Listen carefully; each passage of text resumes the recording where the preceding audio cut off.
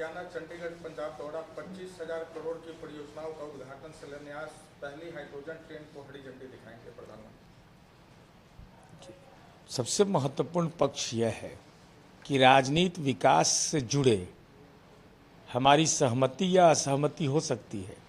25,000 करोड़ का हरियाणा जैसे राज्य में विकास का शिलान्यास किया जाना, उद्घाटन किया जाना, यह विकास की एक परिघटना है। और हाइड्रोजन ट्रेन इस देश के लिए एक विशिष्ट उपलब्धि होगी।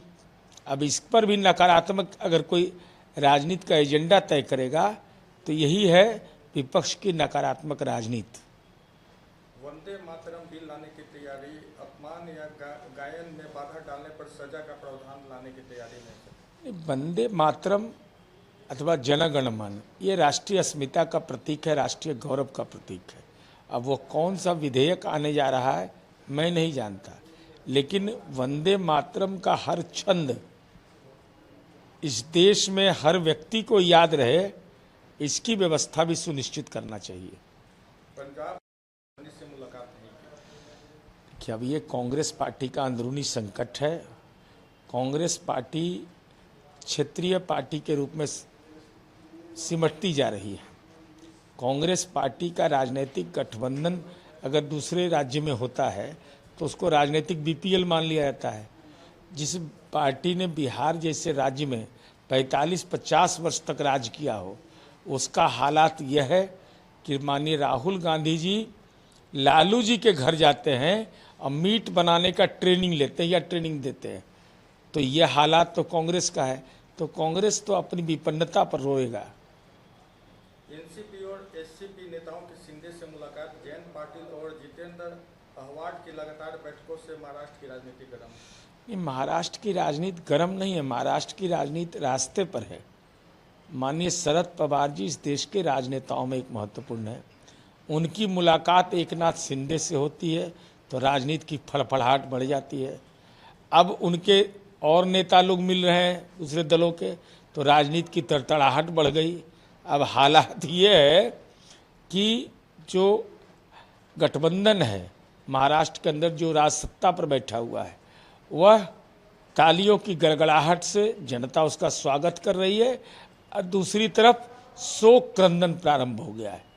परिसीमन बिल विवाद को लेकर खड़गे ने पीएम मोदी को पत्र लिखकर सर्वदलीय बैठक बुलाने की मांग की। परिसीमन इस देश के संवैधानिक व्यवस्था का एक अंग है।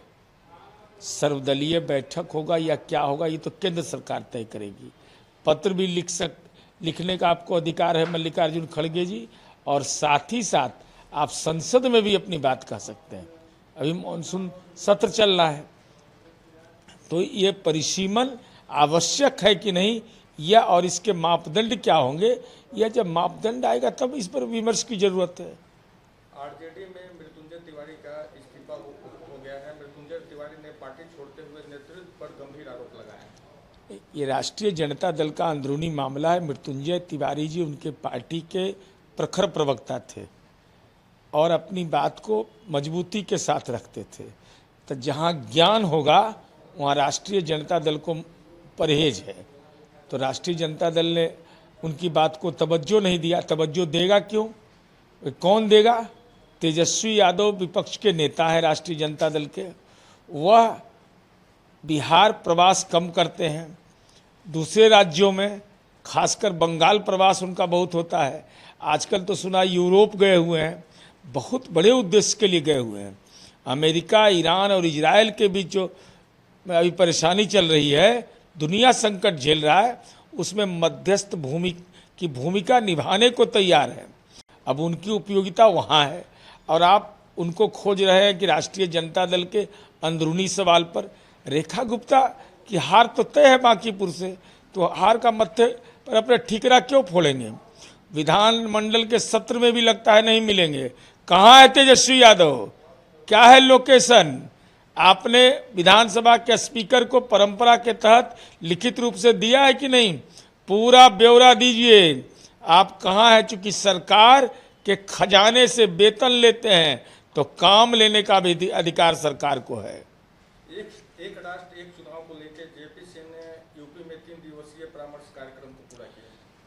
देखिए, देश के अंदर में चुनावी व्यवस्था में एक देश एक चुनाव, यह परिकल्पना को साकार रूप दिया जाना, धन बल की राजनीति जो बढ़ते जा रही है और जिस तरीके का खर्च, बेशुमार खर्च होता है, लेकिन हमारी अपेक्षा यह है जनता दल यू की कि तमाम पार्टियों का इस पर राय लिया जाए और एक सर्वानुमति की दिशा में देश बढ़े। हम इस बात के पक्षधर हैं कि एक राष्ट्र एक चुनाव हो, लेकिन अब किसी का विधानसभा का सेशन अलग है, दूसरे राज्य का अलग है, इसमें कैसे सांगोपांग एक नीति तय हो, इस पर विमर्श होना जरूरी है। अमित शाह का बंगाल दौरा 17 से 19 जुलाई तक विभिन्न कार्यक्रमों में भाग लेंगे। माननीय अमित शाह जी देश के गृह मंत्री हैं और बंगाल चुनाव के फतह के बाद और वह अंतर्राष्ट्रीय सीमा से जुड़ा हुआ विकास के वायदे, इन तमाम चीज़ों को अमली जामा पहुंचाने के लिए माननीय गृह मंत्री जी का दौरा है और माननीय गृह मंत्री जी का दौरा बंगाल के विकास की पटकथा को मजबूत रूप दे, यह हमारी उम्मीद है। टीएमसी सांसद कोयल मलिक ने राज्यसभा से इस्तीफा दे दिया। अरे भाई, टीएमसी में इस्तीफा का दौर चल पड़ा है, क्योंकि ममता दीदी का चुनाव परिणाम आने के बाद यह कहना कि जिसको दल में रहना है वो रहे, कुछ दिन में सुनिएगा कि ममता दीदी का गाड़ी का जो ड्राइव कर रहा है ना, वो अभी छोड़ के चल पड़ा। उनके जो सहकर्मी हैं कार्यालय में, वो टाइपराइटर से लेके सब लोग छोड़ के चल पड़ेंगे, चूंकि सबको राजनीतिक रूप से जलील होना पड़ा है। एक अंतिम सवाल है सर, ट्रंप का दावा है कि चीन में 2020 अमेरिकी चुनाव में हस्तक्षेप और मतदाता डेटा हासिल करने का आरोप। अब इस ढंग का आरोप, मानिए आप राष्ट्रपति हैं अमेरिका के, दुनिया के एक महाशक्ति के प्रधान हैं, और इस ढंग का आरोप अगर साक्ष्य के साथ है, ये गंभीर सवाल है। अगर ये सवाल गंभीरता से इसको आपने उठाया है तो इसके साक्ष्य भी दुनिया के सामने आने चाहिए।